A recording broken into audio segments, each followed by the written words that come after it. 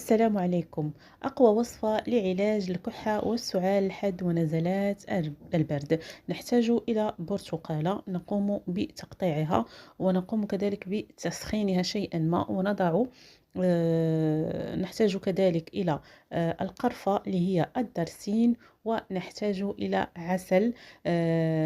هنا قمت بوضع عسل البرتقال، يمكنكم استعمال أي عسل لديكم، يستحسن أن يكون عسل حر طبيعي إن شاء الله، فهو وصفة رائعة رائعة جدا للكحة.